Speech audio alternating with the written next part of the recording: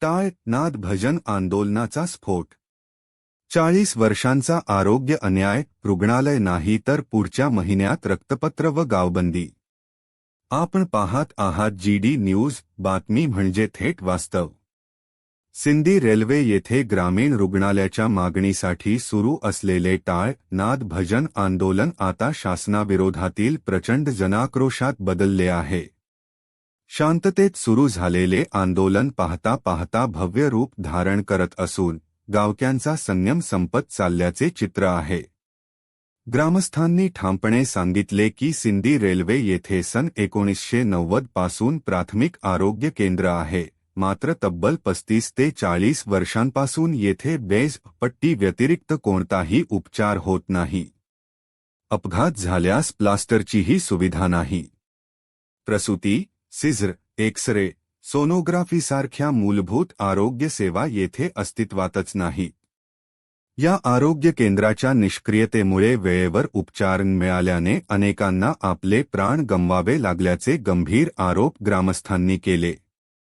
त्यामुळे आजही रुग्णांना नागपूर, वर्धा, सेवाग्राम, सावंगी मेघे येथे जीव धोक्यात घालून जावे लागत आहे.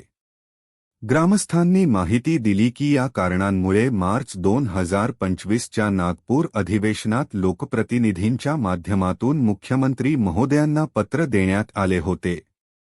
परंतु 9 महिने उलटूनही शासनाने त्याची कोणतीही दखल घेतलेली नाही. ती सर्व पत्रे आजही आरोग्य विभागात पडून धूळ खात आहेत, असा आरोप करण्यात आला. याच पार्श्वभूमीवर 23 डिसेंबर 2025 रोजी मुंबई मंत्रालयात आरोग्यमंत्री प्रकाश आंबेडकर यांच्या PS यांची भेट घेण्यात आली. आयुक्तांच्या नावाने प्रश्न उपस्थित करूनही आजपर्यंत कोणताही ठोस निर्णय किंवा लेखी उत्तर मिळालेले नाही, असे आंदोलनकर्त्यांचे म्हणणे आहे.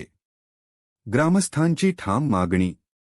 सिंदी रेल्वे प्राथमिक आरोग्य केंद्राला ग्रामीण रुग्णालयाचा दर्जा द्यावा. किमान 30 खाटांचे ग्रामीण रुग्णालय तातडीने मंजूर करून उभारावे.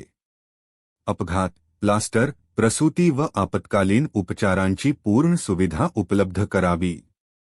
आंदोलनकर्त्यांनी स्पष्ट केले की हे आंदोलन कोणत्याही पक्षासाठी नाही, हे आमच्या गावासाठी आणि गावक्यांच्या जीवासाठी आहे. सध्या आंदोलन शांततेच्या मार्गाने टाळ नाद भजनाच्या स्वरूपात सुरू आहे. मातले की पुढील महिन्यात मुख्यमंत्री महोदयांना तब्बल 1000 पत्रे स्वतःच्या रक्ताने लिहून पाठवण्याचा निर्णय घेतला जाईल, असा दावा आंदोलनकर्त्यांनी केला.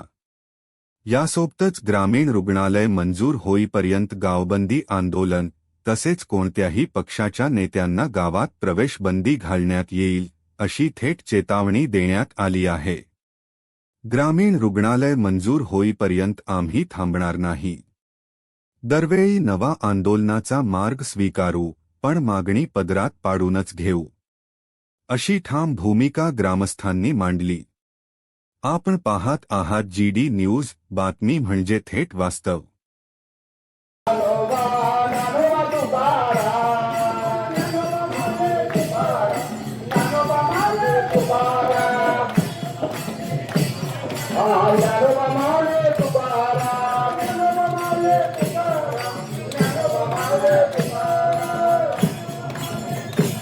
All